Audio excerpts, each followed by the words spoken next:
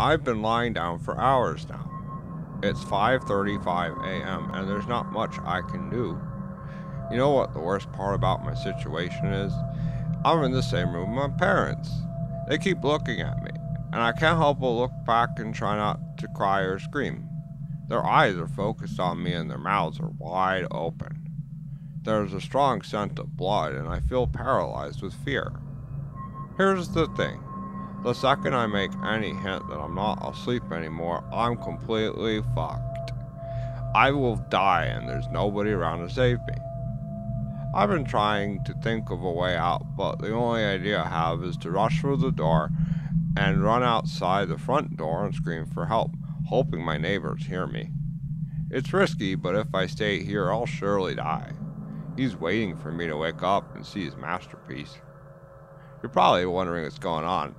I get ahead of myself sometimes. About 3 hours ago, I heard screaming from the other side of the house. I got up and went to check on the noise before realizing I had to go to the restroom. Instead of doing the smart thing and investigating, I used the bathroom first. I could have gotten myself killed right then from my stupid actions. But I actually did my business and took a peek outside the bathroom. There was blood on the carpet. I got very worried and ran back to my room, hiding under my sheets like the pussy I was. I tried to convince myself to go back to sleep. That's just some really vivid dream or something. Well, I heard the bathroom door open. Like the terrified child I was, I peeked from under my blankets to see what was going on. I could see something dragging my dead parents into the room. It was not human, I can tell you that. It was hairless, with no eyes and no clothing. It walked like a caveman, with its back slouched as it dragged my parents. But this thing was much smarter than any caveman. It was aware of what it was doing. It dropped my dad up on the edge of the bed and made him face me.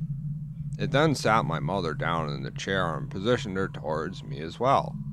It then started rubbing its hands upon the wall, staining them with blood, and then drew a circle with the devil's pentagram on it. This thing had made what is probably would call a masterpiece. To finish it off, it scribbled a message onto the wall that I could not read in the darkness.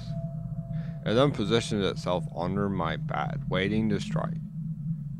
The scariest thing now, my eyes have adjusted to the darkness since then, and I can read the message on the wall.